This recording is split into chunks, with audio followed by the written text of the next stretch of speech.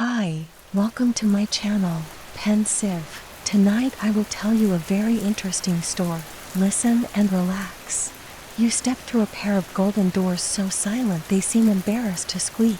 Behind them lies a palace swaddled in silence, where tapestries ripple as though breathing, and the marble floors echo not with footsteps, but with sighs.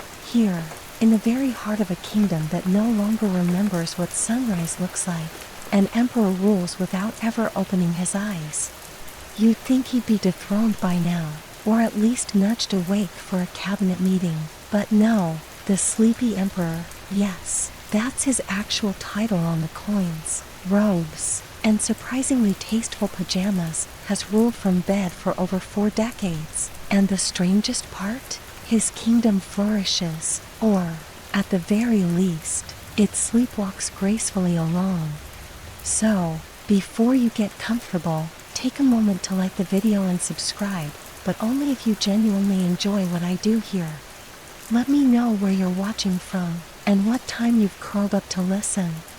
Now, dim the lights, maybe turn on a fan for that soft background hum, and let's ease into tonight's journey together. Your first steps into the palace are soundless, but the feeling is oddly familiar, like walking into a dream you've had before but can't quite remember. Everything is slightly too quiet. The guards you pass wear sleep masks on their helmets, and the courtiers glide by in slippers. A gong gently chimes every hour, not to alert you to time, but to remind the staff to breathe deeply and relax their shoulders. In the center of the palace is a domed chamber where stars are painted on. The ceiling and lullabies are whispered through the walls by tiny golden birds. The emperor's chamber lies within, a vast room with no windows, only heavy curtains that sway in rhythm with his breath. A single incense burner coils lavender and cedar into the air. The emperor lies in the middle, surrounded by feather pillows and ancient scrolls. His beard has been braided into a silken ladder by generations of handmaidens. His crown, balanced perfectly on a plush nightcap. No one dares remove it, partly out of respect, partly because everyone still argues whether removing the crown might wake him, or collapse the realm entirely. Now, here's you probably won't survive this moment. In this kingdom, falling asleep on the job isn't a fireable offense, it's mandatory. In fact, if you're found awake for more than 10 hours a day, you're sent to the Department of Drowsiness for corrective tea therapy. You'd last maybe 2 days, 3 if you had the stamina of a monk and the bladder of a camel. You overhear a pageboy mutter, "He dreamed of geese with antlers last night. We're adding them to the national crest." Another steward nods solemnly. This is not a joke. The emperor's dreams are law, literally. Whatever he dreams becomes part of the royal edicts, and because no one dares question his sleepy visions, the kingdom is now a mildly chaotic but oddly peaceful land where bedtime is a sacred rite and dream interpretation is an elite university major. The origins of this royal sleepocracy are as foggy as a tea kettle left to mutter overnight. Some say it began with a prophecy carved into a shell and buried in a goose egg. Others say it's just one long prank by a very persistent wizard. Everyone agrees, however, that since the emperor took to his endless slumber, the skies have been more gentle, the wars less frequent, and the cheese industry oddly booming. Apparently, dream cheese tastes better, don't ask. Occasionally, visitors ask to see the emperor's face. The request is always denied with the same explanation: his eyes are closed, but his mind is wide awake. You peer around the curtains. There he is, softly breathing, brows relaxed, hands resting over a thick leather-bound volume titled Royal Dream Record, Volume 76. A nearby court scribe is writing down rumors as they emerge from his lips. Last night's royal whisper? Feathered turtles shall dance on rooftops at dusk. The Ministry of Rooftop Affairs is already scheduling rehearsals. Of course, not everyone believes in the sanctity of sleep. Some citizens think the emperor is a puppet, his dreams fabricated by ambitious ministers. Others insist he is no longer alive at all, and that the royal bed is merely a shrine. The palace dismisses all of this with a shrug and a fresh pot of chamomile. Besides, The royal physician reports he's still dreaming vividly. Last week alone he launched a submarine made of bread and negotiated peace between spoons and forks. You begin to feel the palace air curling around your senses, like a gentle spell. There's no tension here, no urgency, just the soft promise of another day shaped by another dream. Somewhere in the distance, a harp plays by itself, and the steward beside you begins humming unconsciously. And you wonder, what would a world built on dreams really look like? One without alarms, deadlines, or caffeine-fueled meetings. A world where decisions float up from silk pillowcases, where disputes are settled with yawn-offs, and where bedtime stories are government-issued. Strange? Certainly.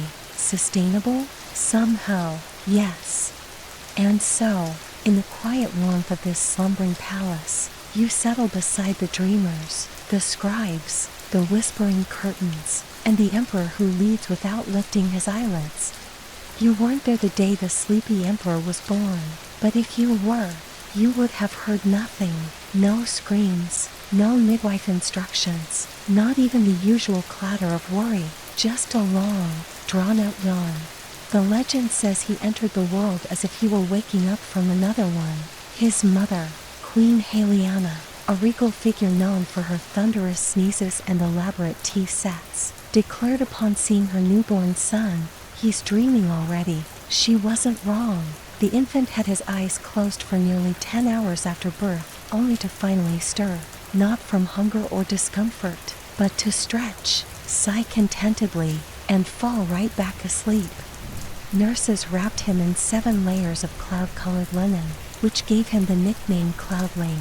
The palace astrologer, a man who wore socks made of star maps, announced that the prince had been born under the constellation of the dozing duck, a rare celestial alignment that, supposedly, blessed rulers with calm reigns and unusually warm feet. Early on, it became clear that this child was different. While other royal babies threw tantrums or demanded mashed pears at unholy hours, this one remained in near-perpetual slumber. His dreams were vivid and loud enough to echo.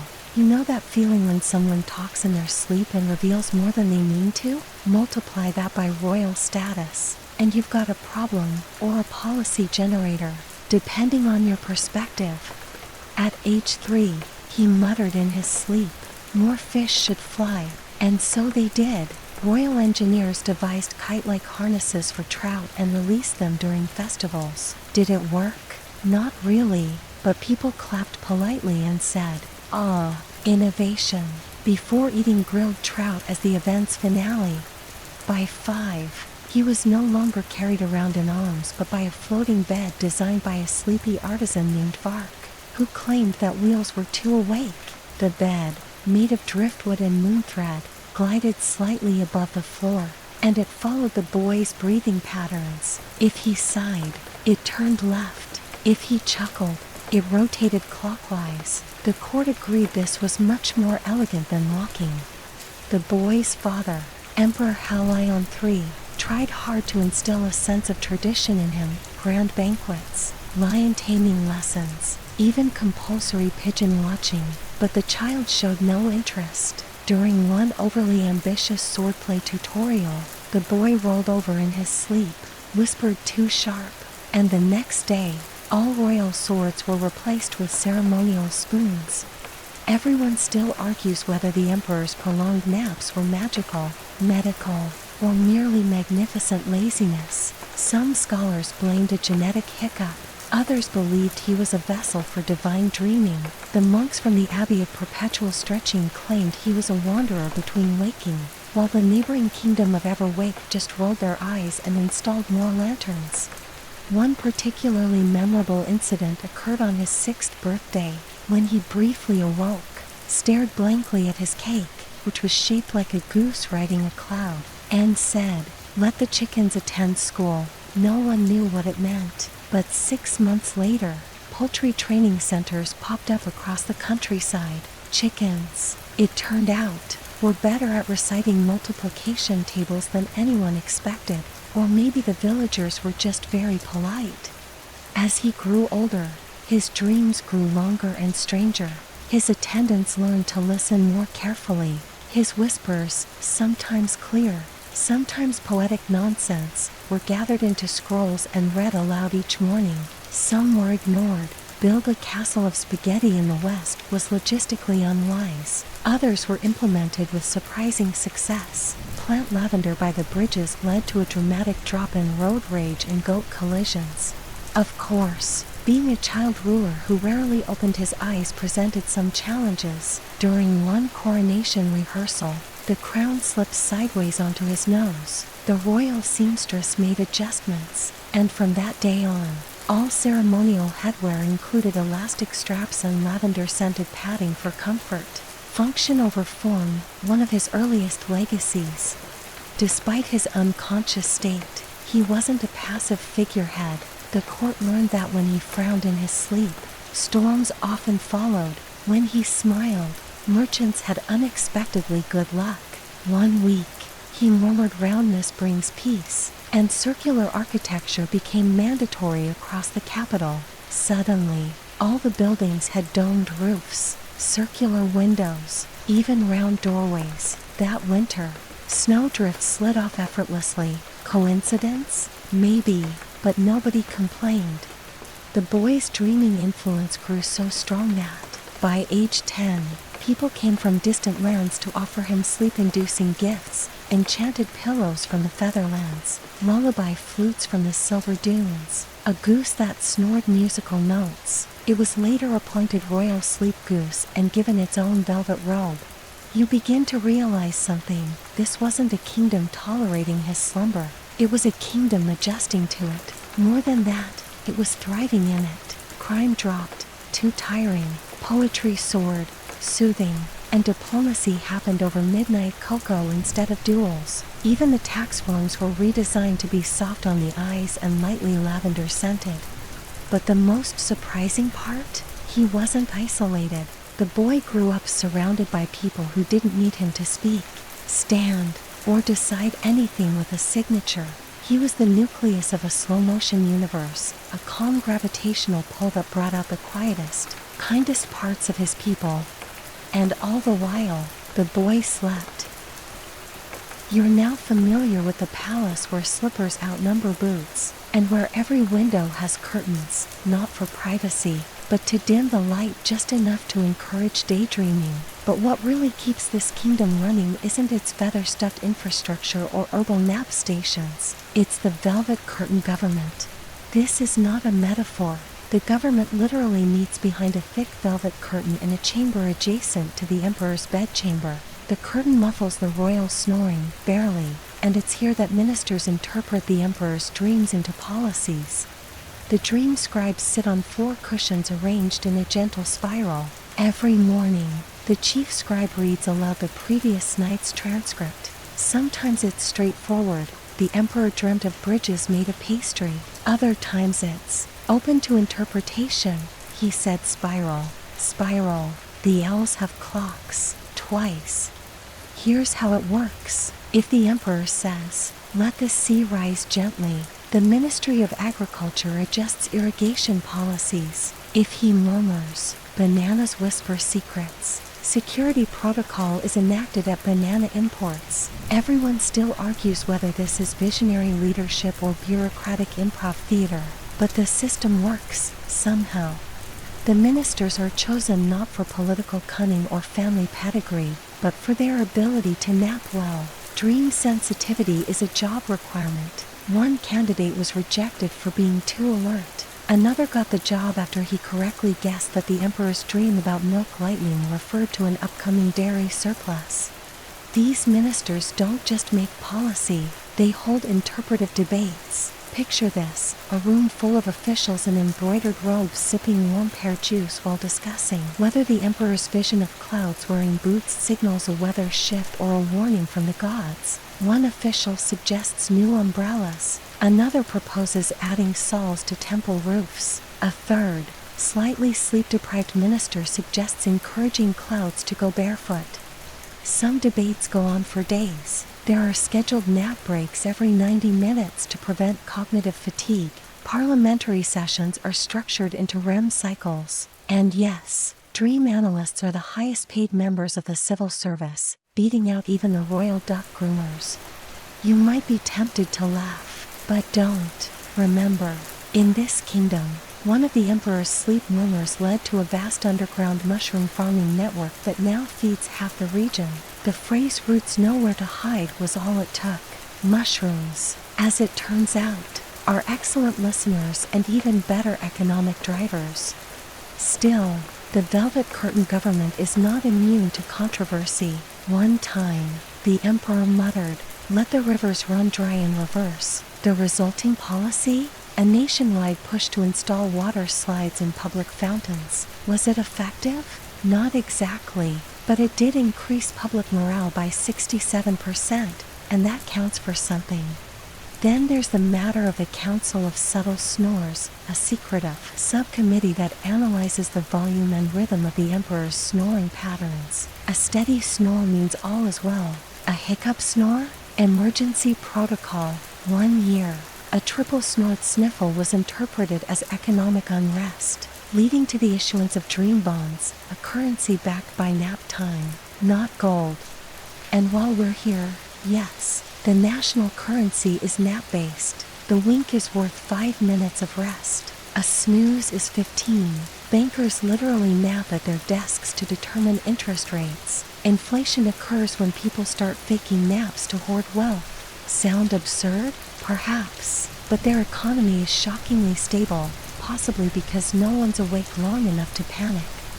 The emperor's edicts often shape industries. One dream about furniture that hugs inspired a wave of living room designs with armrests shaped like actual arms. Another dream, the wind should be polite, led to legislation requiring wind chimes to be tuned in D major to avoid public irritation. And of course, there's the infamous carpet that laughs initiative. The emperor chuckled in his sleep, murmuring floors should giggle when you walk. The Ministry of Domestic Delight responded by developing sound-sensitive rugs that emit soft giggles with each step. You haven't lived until you've tiptoed through a giggling throne room during a diplomatic reception. Some say it's just a coincidence. Others argue this is a new form of governance altogether. Less logic, more lullaby. Everyone still argues whether the emperor's dreaming is random noise or a higher consciousness channeling truths the waking world misses. But no one can deny the results. Crime is low, creativity is high, and every citizen receives a free blanket from the state each winter. It's a strange place to govern from, this world between waking and sleep. But as you lean back and let the velvet curtains close behind you, you begin to feel it. The logic of the dream, the peace of not needing everything to make sense, the quiet revolution of ruling not through power, but through imagination. And through it all, the emperor sleeps on. If you've ever tried to conduct serious diplomacy while someone nearby is snoring softly into a silk pillow, then congratulations, you've already passed the foreign ministry's entrance exam in this kingdom. Because here, international relations don't happen at summits or embassies. They happen during nap time. Welcome to the world of naptime diplomacy, where emissaries are greeted with herbal tea rather than fanfare, and negotiation tables are replaced with daybeds arranged in a semicircle beneath canopies of woven dream ribbons. You settle into a nearby plush cushion and observe the latest delegation, a trio of envoys from the neighboring Principality of Rumblemore, known for its volcanic tea and unshakable punctuality. They've brought with them an offering, 4 crates of chamomile blossoms so potent they've been legally classified as soft weapons. Their goal? To request a trade route through the Lavender Belt, the kingdom's drowsiest and most fragrant valley. But as custom dictates, negotiations cannot begin until all parties have achieved synchronized drowsiness. This involves a communal listening session to harp music in the key of B major, followed by group breathing led by the kingdom's Minister of Exhalation. Once everyone is relaxed enough, discussions commence in a tone no louder than a whisper. All statements must be prefaced with the phrase "in the stillness of thought," and any sudden movements, such as sneezing, stretching, or God forbid, sitting up too straight, are considered minor acts of aggression. It may sound ridiculous, but this quiet form of diplomacy has kept the empire out of war for longer than anyone can remember. Conflicts are diffused in their infancy, not with threats or ultimatums, but with prolonged eye contact and lavender-scented compromise. There was one notable exception, the infamous Pillow War. You probably haven't heard of it. Most historians haven't either, because it barely lasted 8 hours and resulted in precisely one sprained ankle and a very confused swan. It began when the Grand Duchy of Thistledown sent a diplomatic envoy without their ceremonial slippers, a grave insult in a kingdom that takes bedtime rituals very seriously. In retaliation, the imperial court launched a surprise barrage of satin pillows at the Thistledown delegation's guest house. The result? A temporary embargo on feather exports, a heated poetry contest about etiquette, and eventually, the signing of the historic Fluff Accord, which standardized the firmness of guest pillows across all noble houses. To this day, Thistledown's ambassador brings his own pillow when visiting, just to be safe. Beyond that, foreign leaders now approach the sleepy emperor with almost reverential caution. They do not request audiences. Instead, they submit dream letters, carefully worded appeals written on silk parchment and placed beneath his mattress. If the emperor dreams about the sender within 3 nights, it's considered a sign of approval. If he dreams of them twice, well, congratulations, you're now an official ally and may expect seasonal shipments of cloudberries and whisper coffee. And speaking of whisper coffee, don't expect a jolt. It's the opposite of what you're used to. Brewed in near darkness and stirred counterclockwise, it has a mild sedative effect and leaves behind a faint aftertaste of nostalgia and bedtime stories. There's even a national department for diplomatic napping. This team trains ambassadors to fall asleep quickly and stay alert in their dreams, a tricky balance. One veteran ambassador proudly claims he once negotiated a 7-nation textile treaty while gently dozing through a thunderstorm and a goat parade. It's worth noting that some regions initially resisted this sleepy form of diplomacy. The Iron Confederation famously declared, "We will not parley with a man in pajamas." They've since changed their tune after a misinterpreted snore accidentally increased their trade revenue by 400%. The sleepy emperor, of course, remains entirely unaware of these developments in the traditional sense.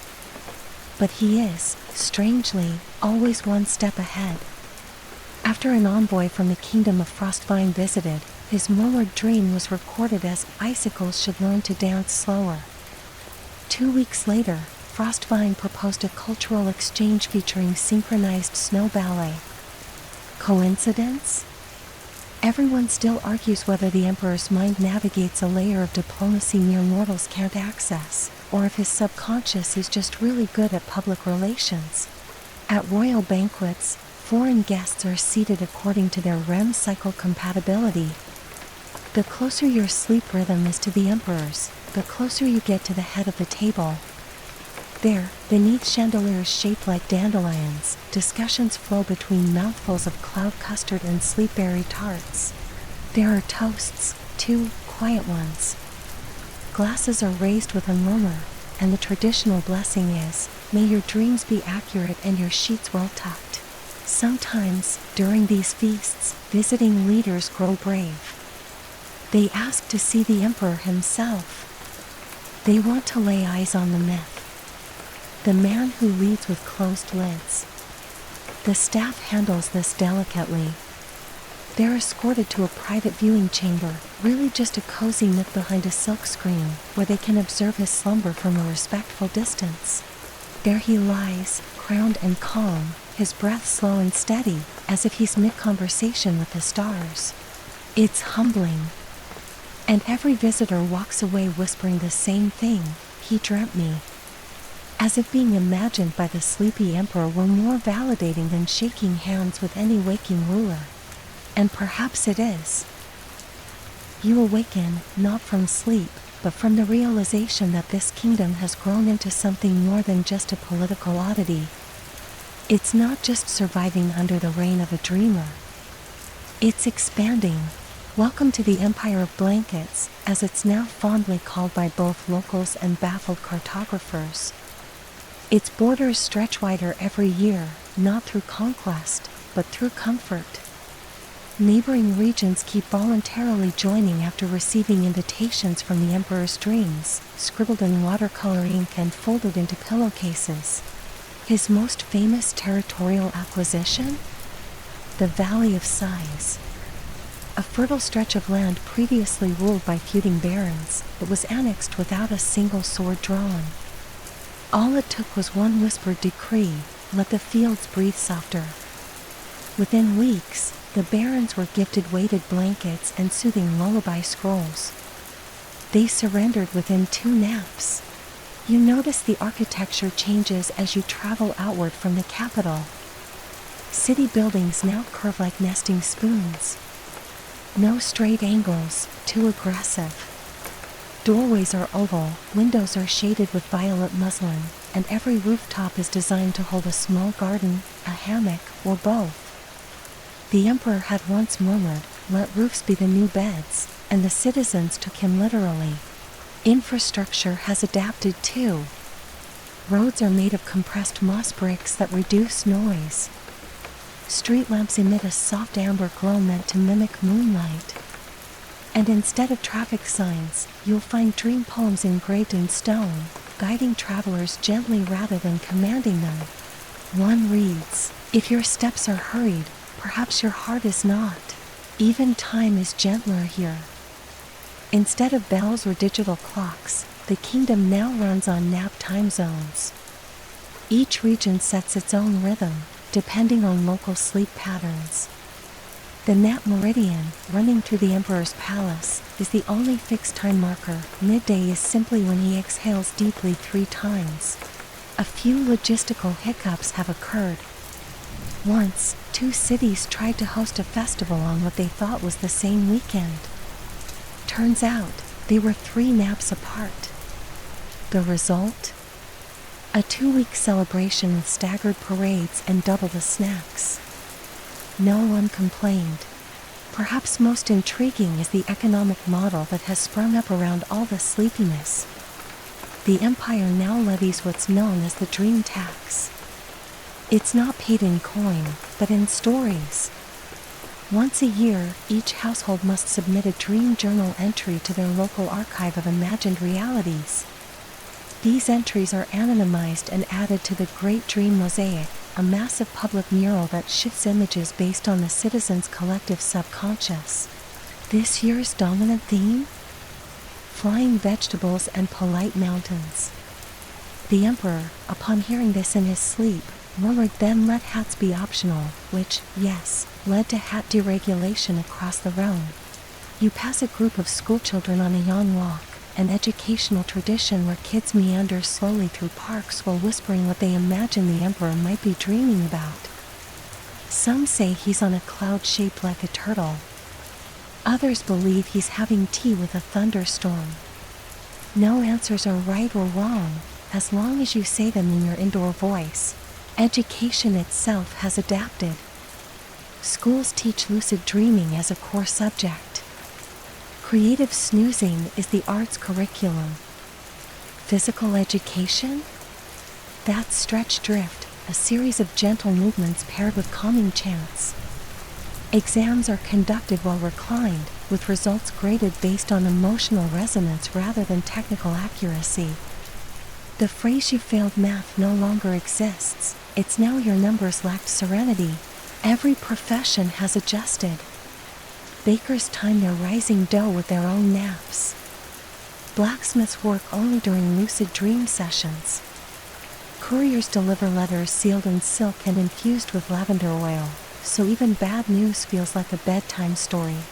One of the empire's strangest innovations is the mandatory nap bell. It rings gently across every town square twice a day, signaling citizens to pause, lie back, and drift for at least 15 minutes. Non-compliance isn't punished, of course, just mildly frowned upon by yawning neighbors and, perhaps more chillingly, by the town goose. Every village has one. There's even a military branch, though it doesn't carry weapons. Known as the blanket guard, these elite units patrol borders with calming presence, offering warmth, lullabies, and emergency dream catchers to all who approach. Their motto? We soften where others strike. They once resolved border tension by organizing a joint poetry nap with the opposing side. The following week, the border was redrawn into the shape of a smile. Everyone still argues whether this approach is sustainable. Some scholars warn of apathy. What if a real threat arrives, they ask. Others point out that anyone who dares attack the empire tends to fall asleep within 5 minutes of crossing the border.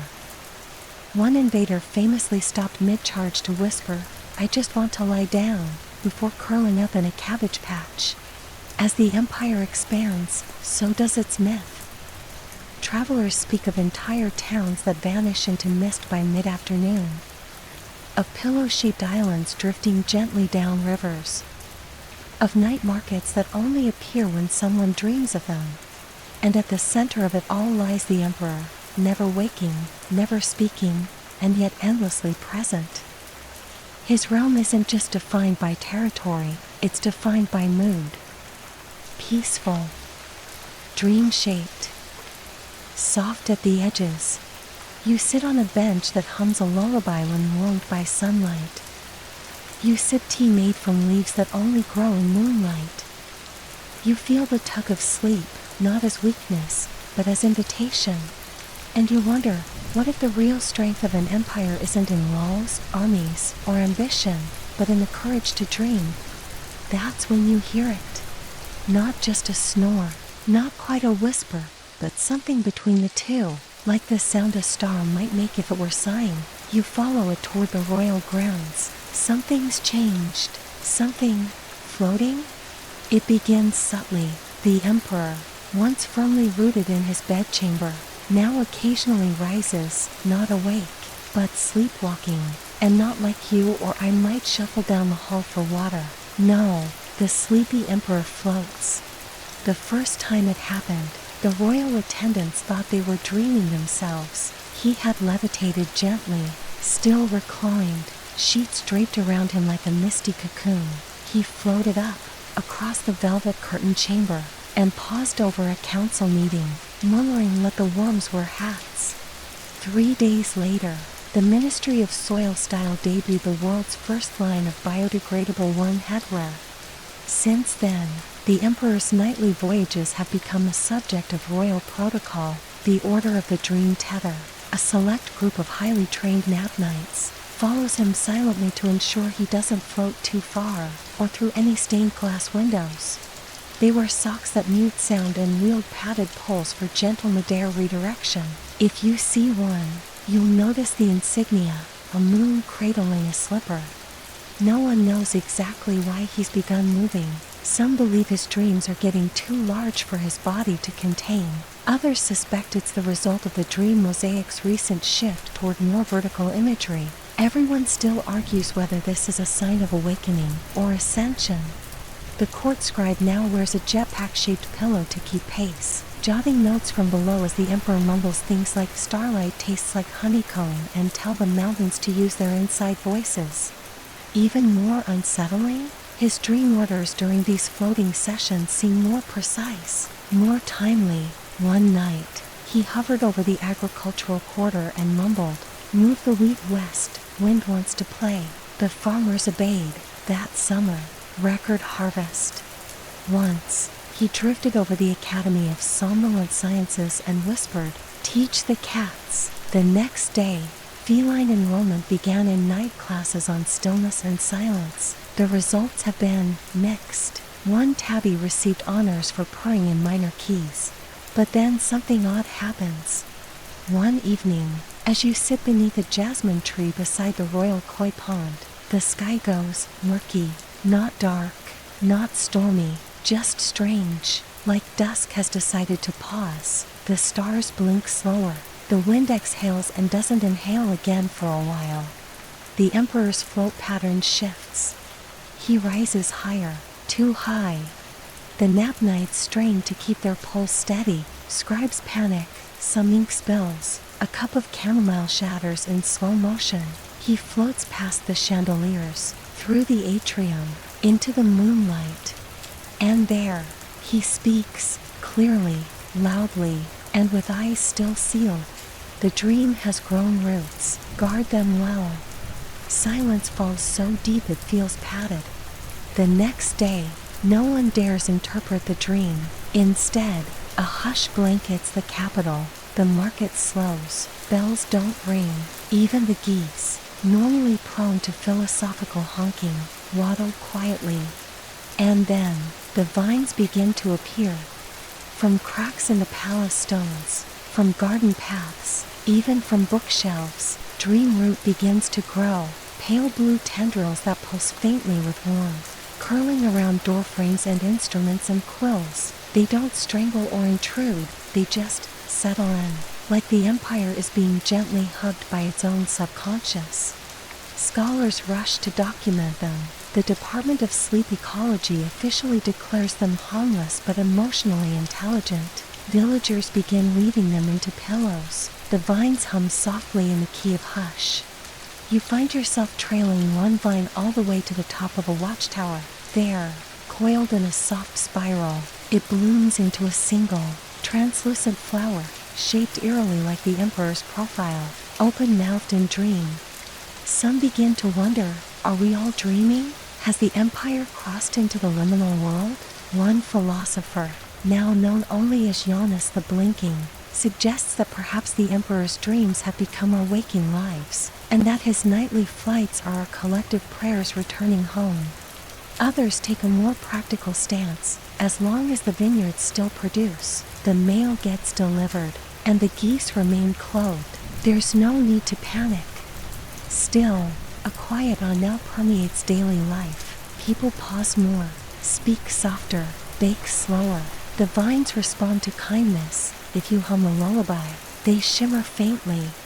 Even the dream mosaic begins to shift again, its tiles rearranging themselves into a vast mural of interlinked sleepers, the emperor at the center, but surrounded now by bakers, teachers, children, cats, travelers, even strangers like you. And just when it feels like this dream couldn't go any deeper, the emperor floats through your own bedroom window. He lingers, silent, weightless. You don't speak, you simply close your eyes and nod. Because you understand now.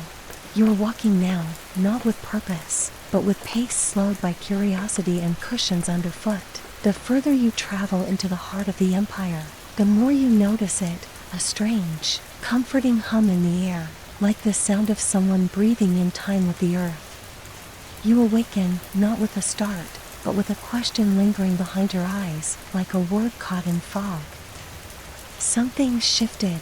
The air is still warm, still lavender sweet, but it feels heavier. The vines curl tighter around the windows. The dream root no longer hums. It listens. The emperor is still floating, still drifting. But tonight, he doesn't whisper. He twitches. His brow furrows. And the first nightmare comes. It begins innocently enough, just a colder breeze than usual, brushing through the palace corridors like it's lost. Then the dreams change. No more honeycomb starlight. No more flute-playing mushrooms or polite shadows. Instead, the emperor murmurs something the scribes don't write down immediately. It takes 3 repetitions for them to dare transcribe it. The teeth in the walls must be fed. That night, the walls seem to pulse. Faintly. Like they're breathing, just once. A low groan spreads through the stone, and somewhere in the distance, a chandelier trembles. The ministers gather in the velvet chamber, but no one speaks. Even the tea is poured silently. The dream scribes compare notes. One reports hearing the emperor mutter, "The mirrors won't blink." Another swears he said, "Keep the clocks from listening." Everyone still argues whether this was metaphor or warning. That week, strange things happen. People begin waking up tired. Dreams become harder to remember. The dream mosaic stops shifting and locks into a single image, a spiral staircase descending into shadow, with no doors, no exits. The vines start growing inward, curling around furniture, over doorways, coiling tighter at night. And most telling of all, the emperor, for the first time in known history, frowns. It's a tiny frown. But in a kingdom built entirely on his tranquility, it feels like thunder. You begin to notice other changes. The nap bells ring slightly offbeat. The candles flicker blue for just a moment before calming. The lullaby birds, usually chirping gentle tunes through the rafters, sing only a single note. Over and over. The Ministry of Mood Lighting declares a state of amber alert, the lowest level of worry, just above mild unease. The blanket guard increases patrols, not to fight, but to hand out extra weighted blankets and warm socks. But the citizens are unsettled. No one naps in public anymore. The pillow markets see a downturn in snuggle-based economy. Even the geese refuse to attend their bedtime lectures. Desperate, the Council of Subtle Snores calls an emergency session.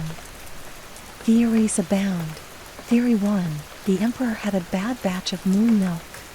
Theory 2, the vines are echoing collective stress. Perhaps too many citizens have been pretending to enjoy dream-based taxation. Theory 3, hushed voices, only something is dreaming him back. This third theory comes from a little-known dream scholar named Selwyn Drift, who once slept for 2 years straight as part of an experiment in subconscious diplomacy. He emerges from his napping chamber with eyes darker than ink and says simply, "The emperor is being visited." No one knows what that means. The next night, the emperor floats again. But now his body rotates slowly in the air. He's facing the wrong way. Upside down. A murmur escapes his lips. "They know the names I forgot." You feel a chill, not from cold, but from recognition. Like the dream itself is beginning to look back. The vines withdraw from sunlight.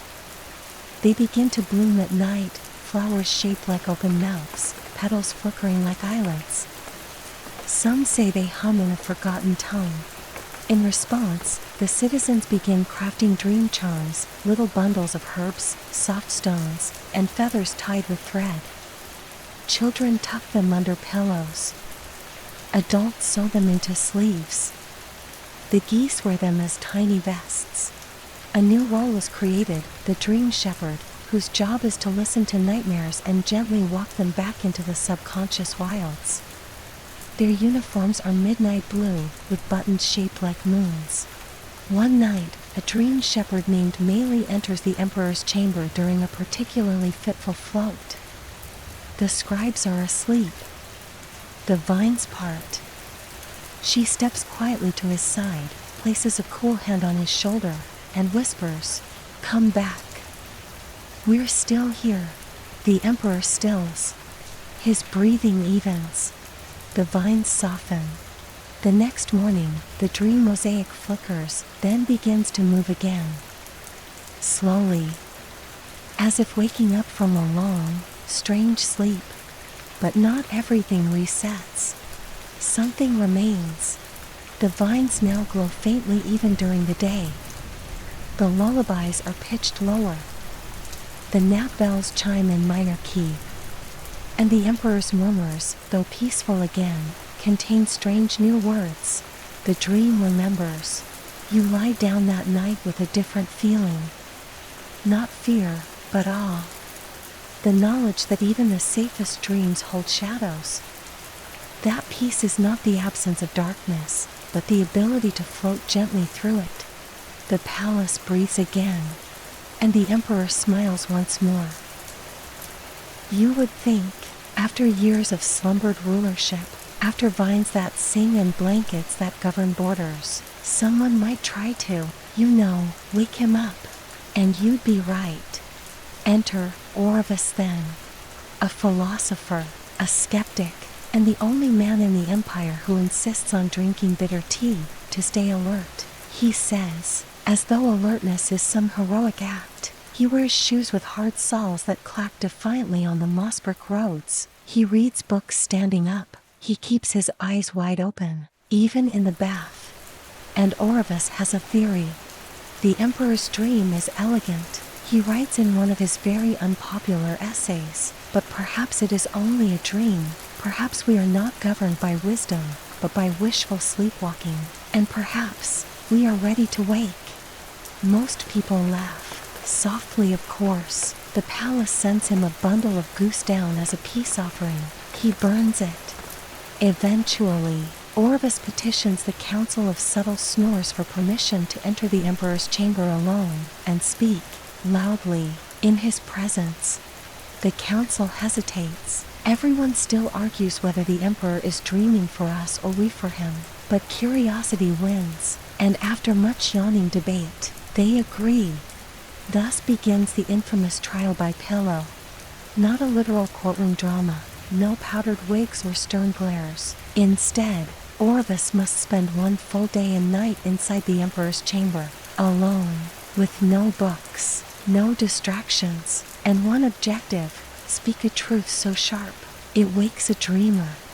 You watch him go in, dressed in stiff linen, jaw set like stone. The curtain falls behind him. The room goes silent. 4 hours, nothing happens. Then, as twilight seeps into the halls like warm honey, a murmur floats out from behind the velvet. The truth is loud, but sleep is louder. The attendants freeze. Some scribes faint dramatically. One goose honks in prophetic alarm. But Orvis doesn't give up. He speaks to the emperor of logic, of duty, of kingdoms beyond dreams. He talks of real dangers, missed opportunities, the loss of ambition. He warns that history may forget a sleeping ruler, no matter how peaceful his reign. At some point, the emperor shifts slightly, turns his head. Orvis thinks, I'm reaching him. He leans closer. Wake up. Your people can dream on their own now. Then the emperor exhales slowly, and a single word escapes. Why? It's the first time the sleepy emperor has spoken directly, outside of dreams. In decades, the word floats in the air like perfume, soft, but undeniable. Orvis is stunned, not because he succeeded, but because he doesn't know how to answer. Why wake? Why rise from a bed that births peace? Why open your eyes when your dreams have shaped cities, calmed nations, whispered comfort into the bones of the land? He leaves at dawn, eyes red, voice silent. No one mocks him. The palace sends him home with a freshly fluffed pillow, embroidered with a single question mark. Back in the outer towns, people begin debating the meaning of the emperor's word. Why? Becomes a philosophical trend. Children paint it in clouds. Scholars write treatises. Street performers act out dream parables that end mid-sentence. But slowly, the debates fade, because the emperor continues dreaming, and the empire continues listening.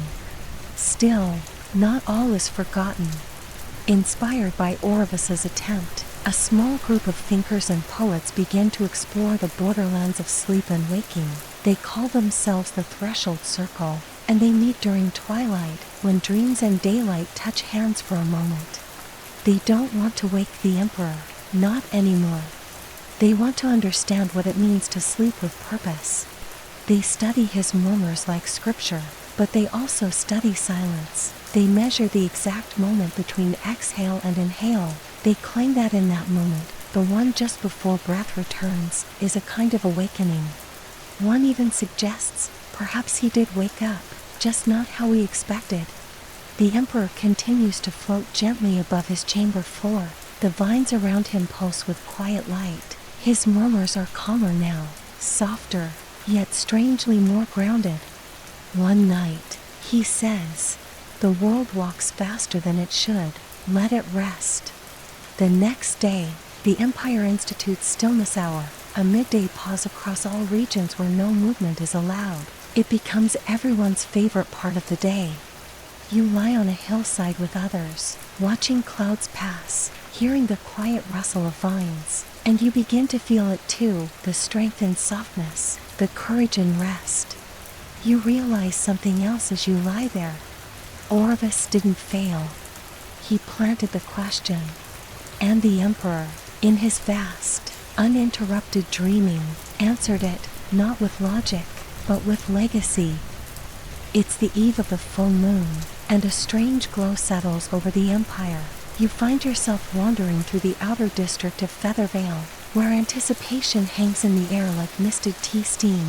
Tonight is no ordinary night. It's the festival of feathers and moonlight, the one time each year when the empire leans fully into its dreamy identity and celebrates not waking life, but dreaming as art, sport, and divine dialogue. You pass under floating lanterns shaped like pillows. Their flames flicker soft lavender, trailing ribbons of sleep silk through the air. Children dressed as night thoughts perform improvised ballets with eyes half closed. Vendors sell memory sweets, candies that briefly taste like your own childhood dreams. In the central plaza, thousands gather in hushed excitement. The Emperor, of course, won't be present physically, but his presence will be felt. The vines, now embedded deep into every structure, pulse in time with his breathing. Giant dream banners stretch across balconies, displaying excerpts from his most famous sleep sayings. Let silence write the laws. Kindness speaks in whispers. Feathers remember who touched them. Tonight's ceremony is simple in structure, chaotic in spirit. It begins with the Drift Parade, a procession of floats that move at exactly 1 mile per hour. Any faster and they're disqualified. Each float represents a dream from the past year, talking bread loaves, rivers that remember your name, goats that philosophize under moonlight. The crowd cheers with polite yawns and applauds via soft hand flutters. Clapping is too abrupt for a festival of dreams. At the parade's midpoint, the Minister of Sleepful Celebrations, a woman named Tala who's famous for wearing a nightcap to all formal events, raises her velvet torch. Tonight, she declares, we honor the Emperor's dreaming with our own. That's the cue for the highlight of the evening, the Great Dream Toss. From balconies, towers, and treetop platforms, citizens release thousands of handcrafted dream feathers into the sky, quills inscribed with personal dreams, wishes, or riddles. The feathers spiral upward, glinting under moonlight like silver thoughts. Some disappear into the air, others land gently on heads or in open palms. The tradition says that if a feather lands on you, you must speak its dream aloud and do your best to make it come true. Unless it's about becoming a dolphin, those are considered honorary. Everything flows smoothly until the Emperor's voice echoes. Not a whisper, not a sigh, but laughter. A full, warm, unmistakable chuckle that rolls across the capital like soft thunder. It shakes the lanterns, it bends the vines, it causes 3 poets to faint from joy and 1 goat to pirouette unprompted. People freeze, then look upward. The Emperor is not in his chamber. He is above the plaza, floating, smiling in sleep, arms outstretched, not in panic or unrest, but in full embrace. He laughs again and speaks. Let the stars wear shoes tonight. And the crowd loses its mind, gently, of course. The Festival of Feathers spirals into delightful chaos. Children run, tossing extra feathers into the sky. Artists drop to the ground, sketching visions they're not even sure they saw. Someone begins painting constellations on rooftops. A nearby bakery immediately starts crafting star-shaped bread slippers. The vines bloom in response, not just petals this time, but glowing orbs, dream fruit. They pulse with soft light, casting dreamy shadows across the cobblestones. Some say it's divine, others say it's the effect of too much rose milk punch. Everyone still argues whether the Emperor is guiding the moment or simply riding it like a comet through the night. And then, a floating feather, the size of a sail, lands at the base of the Emperor's old cradle tree, a sacred spot near the palace garden. On it, In sweeping gold script are 4 words: dream with me longer. People weep, not out of sadness, but gratitude. For an empire where dreaming isn't escape, it's engagement, where silliness becomes sculpture, where naps are not laziness, but rituals of peace. The moon dips lower, casting a final silver wash across the plaza. The laughter fades. The emperor floats gently back toward the palace, vines parting like theater curtains. And in the stillness that follows, you understand. He wasn't laughing at us. He was laughing with us. For a dream this strange, this wonderful, this impossible, was never meant to be private. It was meant to be shared. You sit on a bench made of woven willow and wool, watching the world exhale around you. The festival has ended, but the laughter still lingers, drifting through the vines like echoes left behind by joy. The moon has slipped behind the hills, only the warm hush of night remains, as if the empire itself has pulled a blanket over its shoulders and turned onto its side. But you can't quite leave yet. There's still one final question tugging at the hem of your thoughts. Is he still dreaming, or are we? The line has blurred. No longer are there clear borders between waking and sleep, between intention and imagination.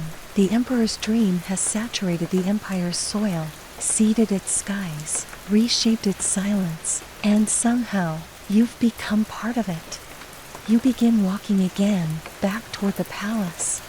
This time, there are no guards, no velvet curtains. The doors open on their own, as if they were expecting you. The emperor lies in his chamber, floating just inches above his bed now. The vines have formed a cradle beneath him. His hands rest gently over his chest. His crown, a soft gold circlet, glows faintly with breath light. But you're not alone. Others have come, too. A baker still dusted in flour, a little girl carrying a toy shaped like a moon, a nap knight cradling a harp. They all sit quietly, not praying, not waiting, just being. One by one, they begin to hum. Not a melody you know, but one you feel. It curls inside your ribs and brushes behind your eyes. You hum too. You don't know why. It doesn't matter. Then, without a sound, the emperor's eyes open.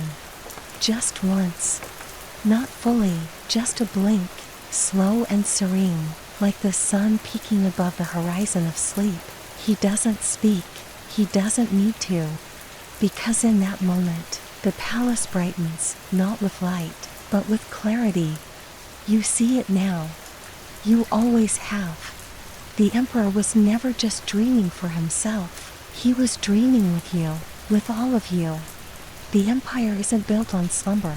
It's built on the radical idea that peace begins when we dare to imagine it. That slowing down isn't surrender. That softness is strength. And you, dear dreamer, are part of that blueprint.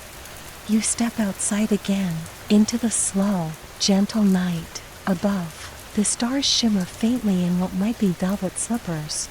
The vines around the palace bloom quietly, one final time. Not in fear, not in mystery, but in thanks. Dream with me longer, the feather had said. And you will. Because the dream isn't ending. It's evolving. Just like you. And now, the story grows still, like dust settling in moonlight, or the hush after laughter in a warm, quiet room. The sleepy emperor continues to float, somewhere just between consciousness and comfort. His breath slow, his dreams softer now. No more prophecies, no more declarations, just the gentle rhythm of someone who knows that everything important is already in motion.